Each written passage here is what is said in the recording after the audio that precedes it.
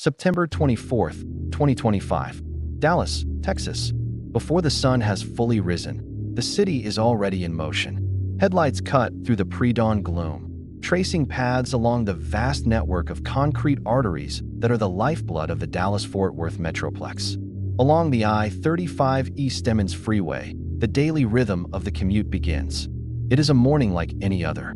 A Wednesday. Routine. Mundane. In a few hours, this concrete river will be choked with traffic. Offices will fill. The day will proceed as planned. But on this morning, the city's familiar rhythm is about to be shattered by the crack of a high-powered rifle. The target is a nondescript government building, set back from the relentless flow of the freeway at 8101 North Stemmons. This is the Dallas Field Office for U.S. Immigration and Customs Enforcement, or ICE.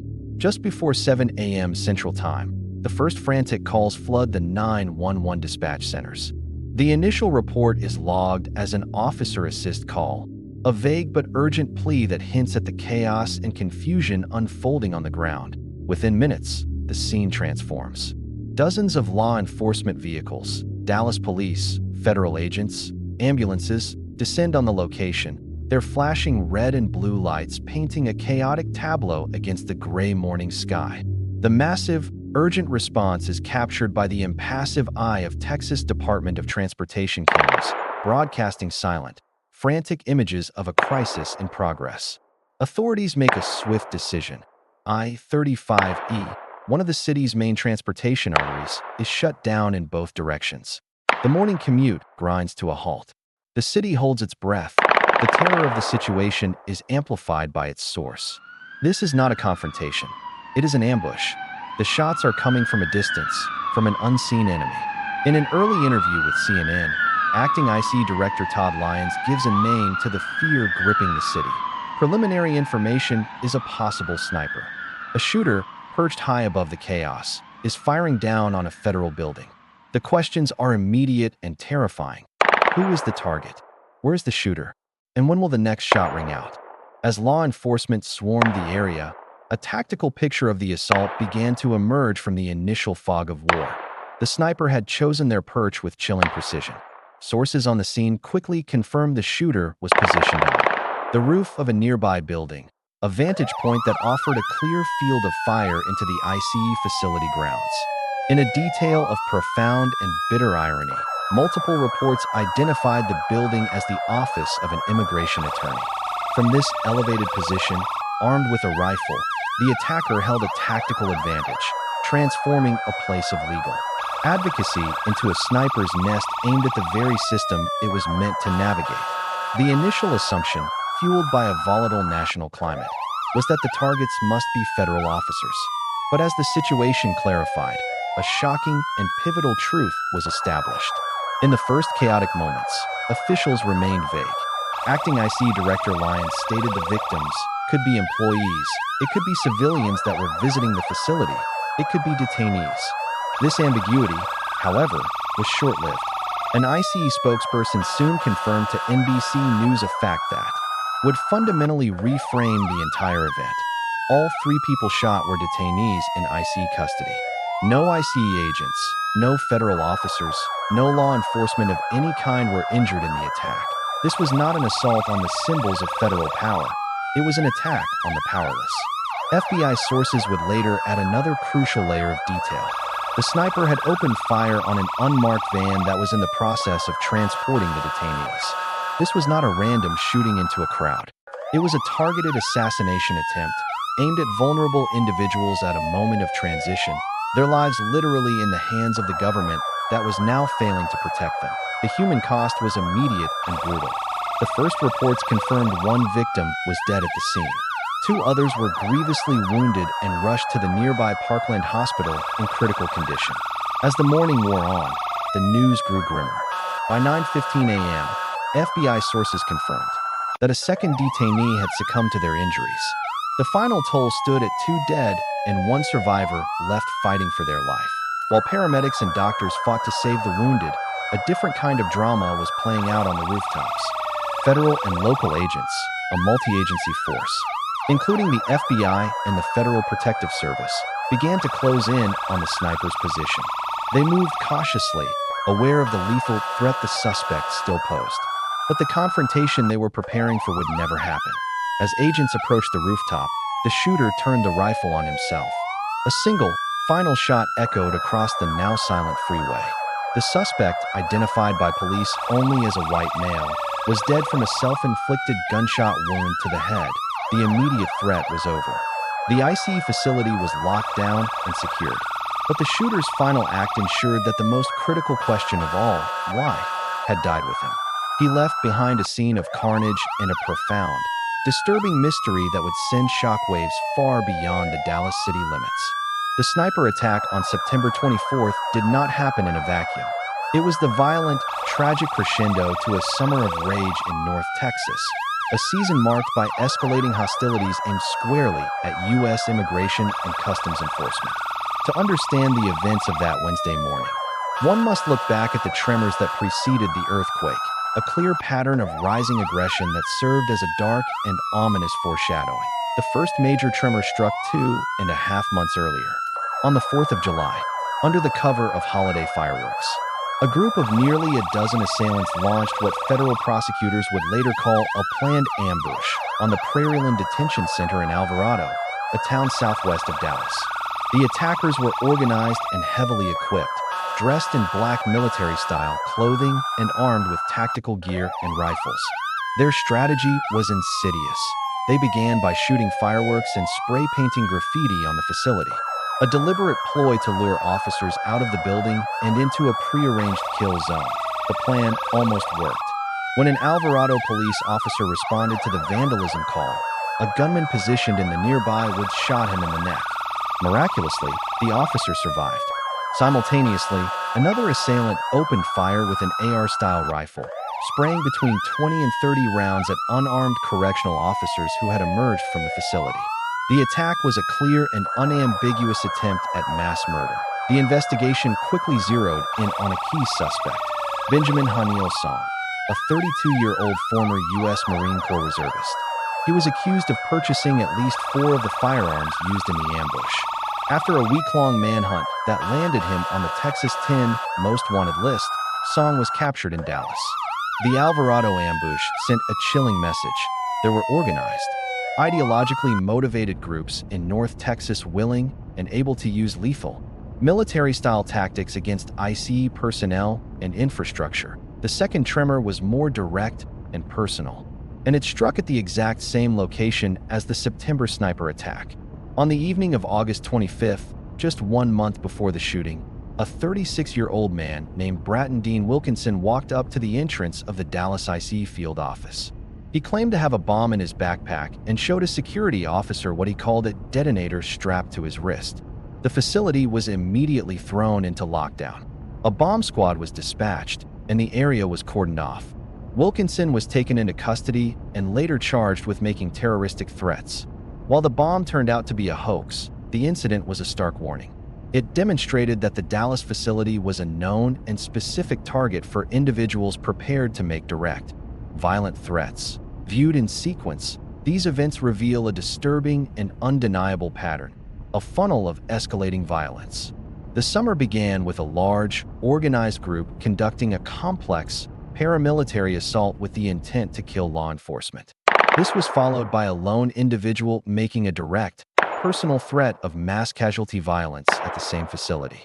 Finally, the sequence culminated in a lone actor successfully carrying out a lethal, calculated attack from a distance. This progression from a group assault to a lone threat to a lone lethal attack suggests a climate where generalized anger can inspire individual actors to take increasingly extreme and personal actions. It was a clear and terrifying escalation, a countdown to catastrophe that played out over a single summer. The political fallout and the narrative war before the crime scene was fully secured. Before the names of the dead were known, a second battle was already underway, a war over the narrative. The gunshots had barely faded when the Dallas IC shooting was seized upon and inserted into a raging national debate, with top officials framing the event not according to the emerging facts, but according to a pre-written political script. The first and most powerful voice was that of Department of Homeland Security Secretary Kristi Noem. In a statement posted to the social media platform X, she declared, While we don't know motive yet, we know that our ICE law enforcement is facing unprecedented violence against them. It must stop. This message was immediately amplified at the highest levels of government. Vice President J.D. Vance echoed the sentiment, condemning what he called an obsessive attack on law enforcement, particularly ICE.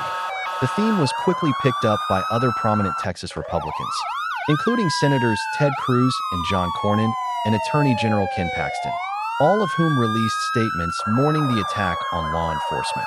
There was just one problem with this powerful, unified narrative. It was demonstrably false. As official sources and news outlets were concurrently reporting, no law enforcement officers were injured in the attack. The only victims were the 3 detainees who had been shot in the transport van. The chasm between the political rhetoric and the reality on the ground was immediate and vast. This was not a simple mistake made in the fog of a breaking news event. It was the deployment of a prepared talking point. For months, the Department of Homeland Security had been aggressively promoting a narrative of its officers being under siege, citing a purported 1,000% increase in assaults against ICE personnel.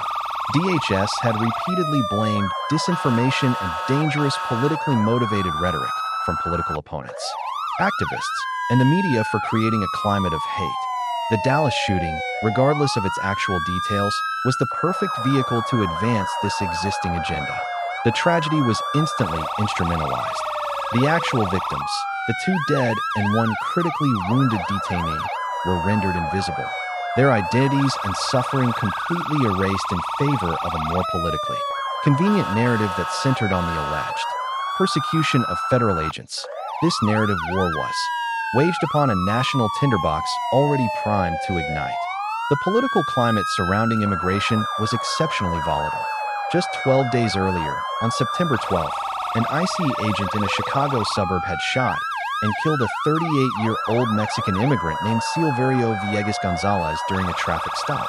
DHS claimed the agent was dragged by the man's car and feared for his life, while body camera footage from local police who arrived on the scene captured the agent describing his own injuries as nothing major, creating a firestorm of controversy and protests. This incident, combined with ongoing protests, aggressive enforcement tactics under the Trump administration, and a vocal Abolish ICE movement, had created a deeply polarized environment. Every event was viewed through a partisan lens, and every tragedy became ammunition in a larger culture war. The Dallas shooting was no exception. It was immediately absorbed into this toxic discourse, with one side decrying an attack on law and order, and the other pointing to a climate of increasingly militarized and controversial immigration policies. In the crossfire of this narrative war, the truth of what actually happened on the Stemmons Freeway, and to whom, became the first casualty. The investigation, in the shadow of the sniper as politicians fought to define the meaning of the attack. A multi-agency task force of investigators from the Dallas Police Department, the FBI, and the Federal Protective Service began the painstaking work of uncovering the facts. Their primary challenge was the ghost they were chasing. With the shooter dead by his own hand, there would be no interrogation, no confession, no direct explanation of the rage that drove him to murder. The motive would have to be pieced together from the fragments he left behind, forensic evidence from the rooftop, a digital trail from his life online, and a deep dive into the history of a man who had chosen to end his story in a hail of gunfire in the immediate aftermath. The shooter remained an enigma, officially identified only as a white male. This lack of a name created a vacuum of information that was quickly filled with speculation.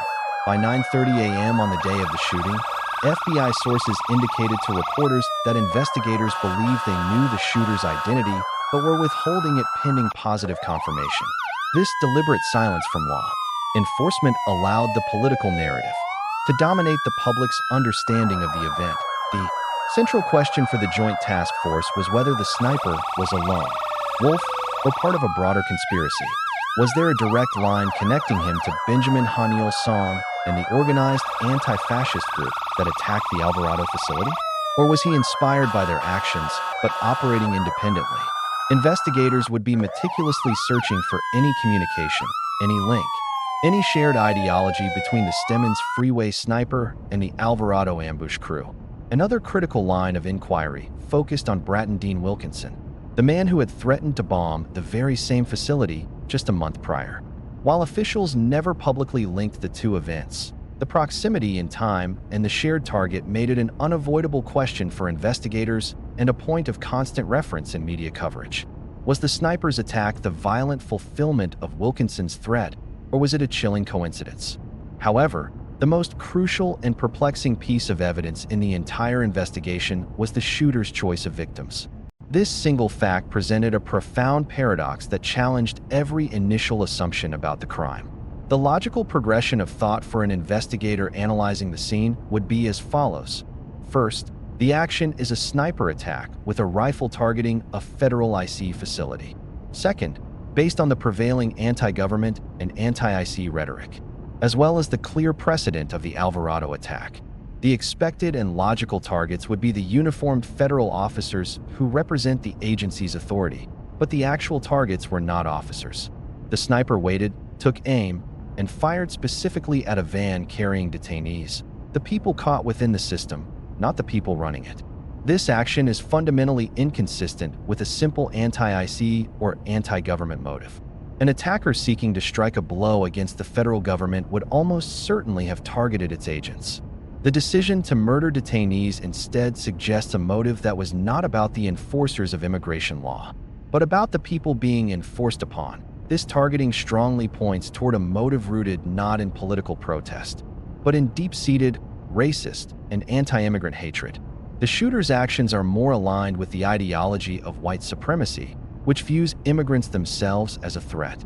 This echoes the horrific rhetoric of a Hispanic invasion of Texas, found in the manifesto of the gunman who carried out the 2019 mass shooting at a Walmart in El Paso. If this hypothesis is correct, the Dallas shooting was not an act of political violence against a government agency, as the initial narrative from Washington claimed. It was a hate crime, a targeted execution of individuals based on their perceived identity and immigration status.